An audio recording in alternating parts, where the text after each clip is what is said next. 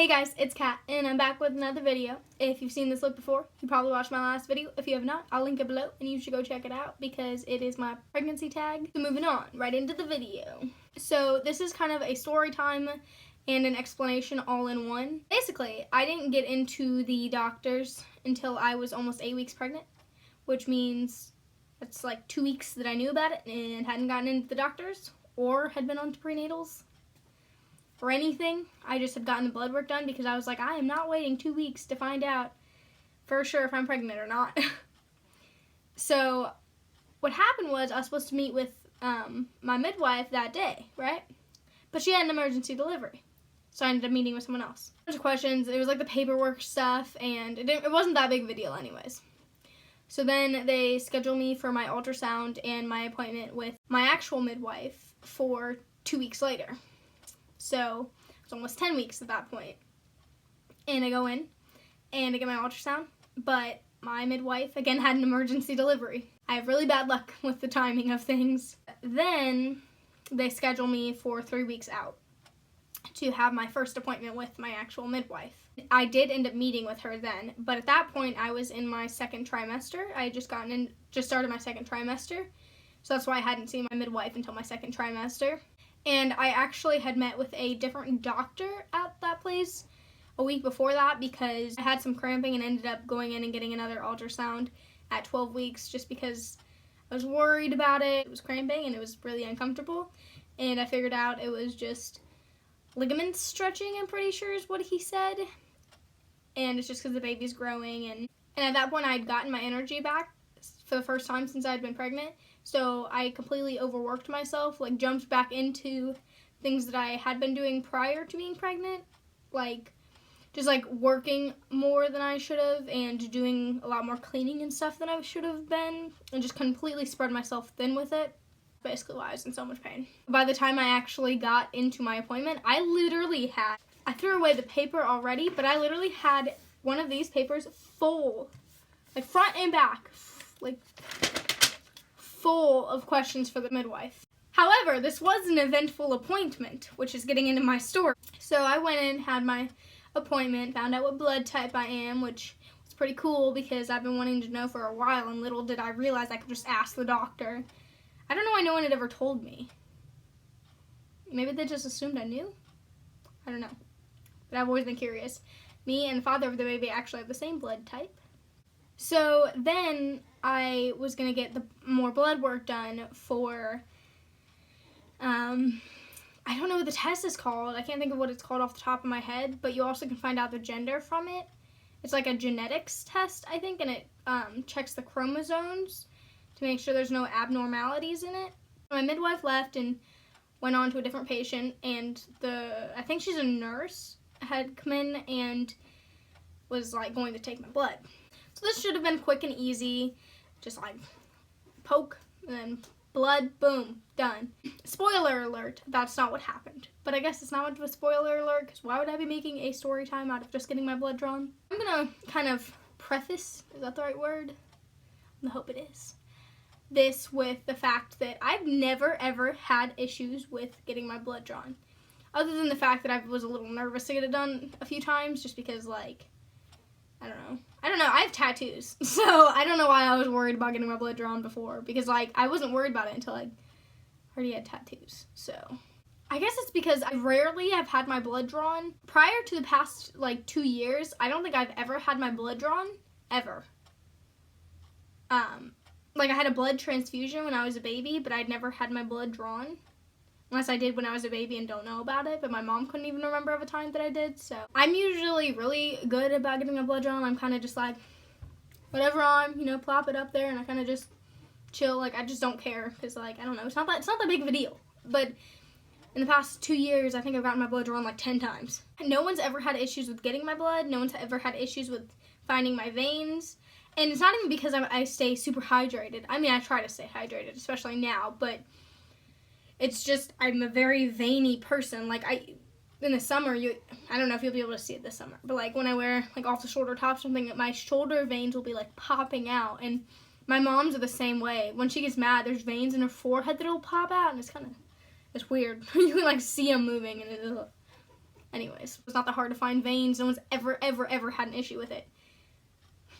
So, you know, I put this arm out or whatever, and she puts a pillow underneath of it, and she's looking, and she's like, sure, she goes, is that your good arm? And I was like, yeah. And she goes, do you ever have issues with getting your blood drawn? And I said, no, because like, never have I had issues with getting my blood drawn. Actually, the one time this doctor had to give me an IV, it might have been a nurse, I don't know, but when I was on a college campus, like staying for a camp, I had ended up going to the hospital because I passed out, which I can make a whole different story time on.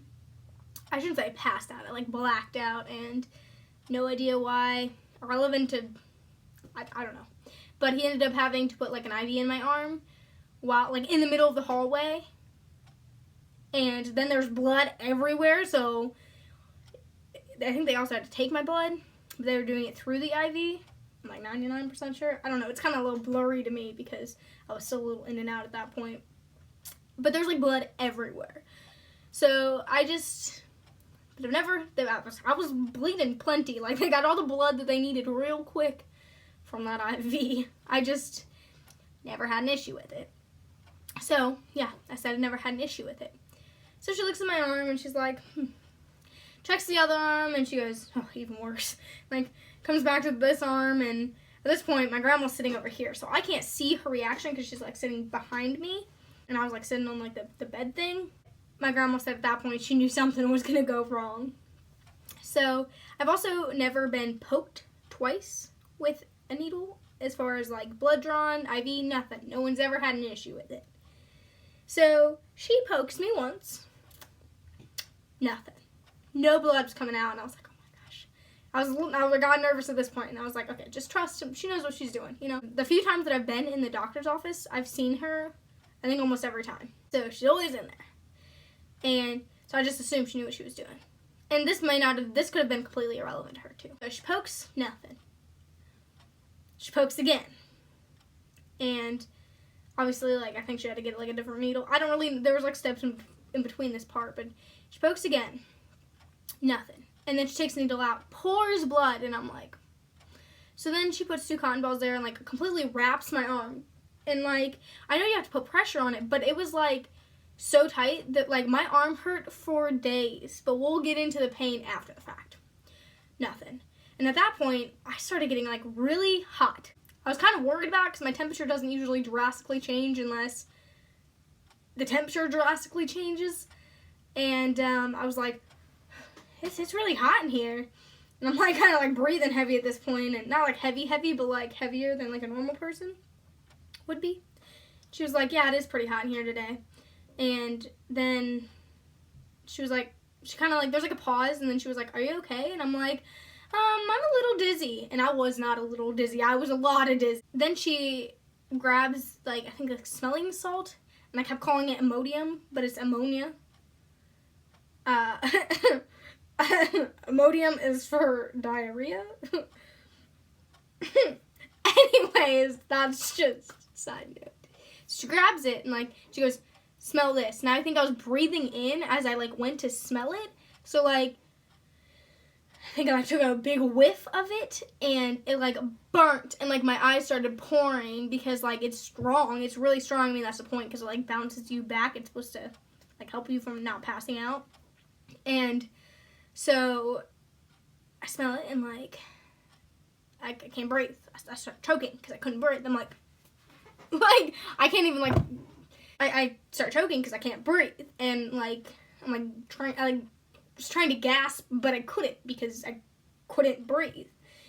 So my smart self stands up. Yeah, you're about to pass out. Let's stand up. Let's stand up. That's a great idea. But to be fair, when you're panicking, like I was standing up to try to help myself breathe.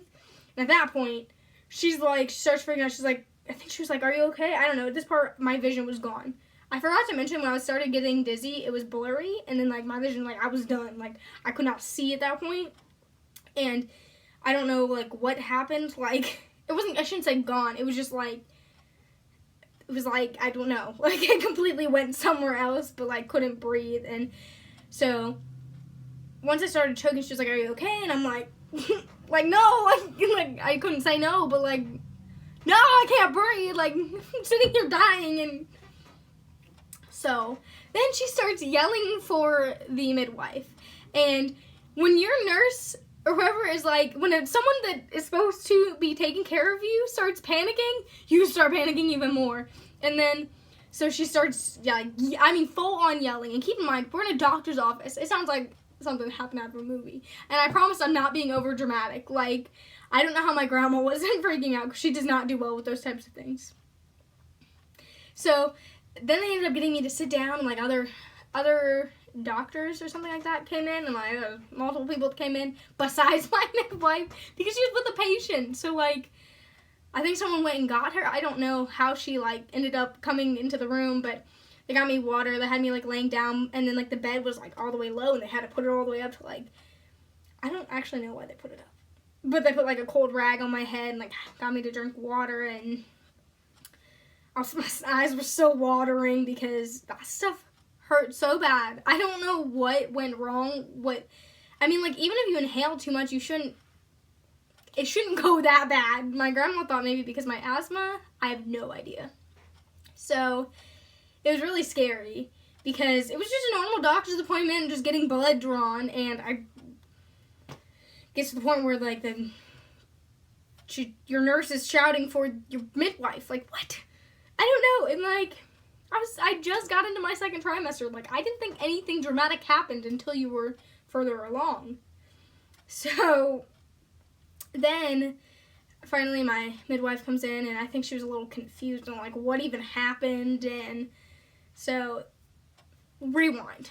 So I ended up drinking water or whatever, and once I could kind of come to my senses, and I was like, okay.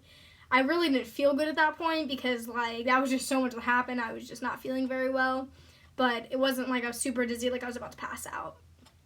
I was still dizzy, but not nearly as bad.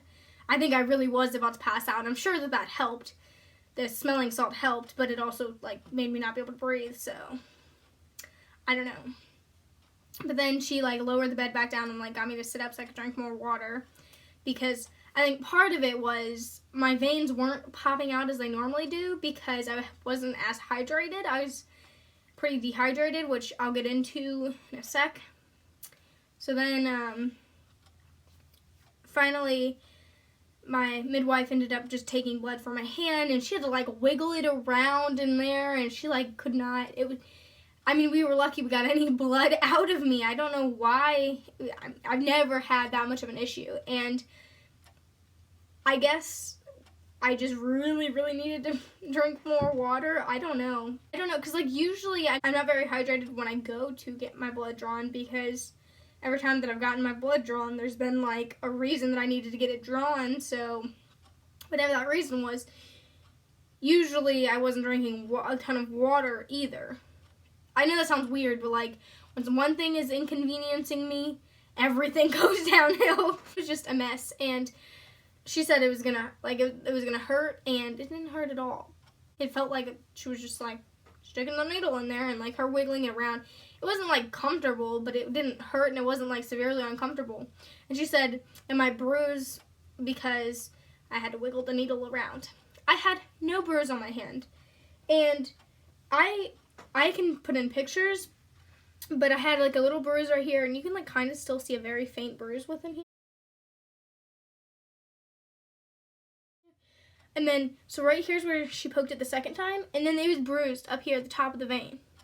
I don't even understand how that happened.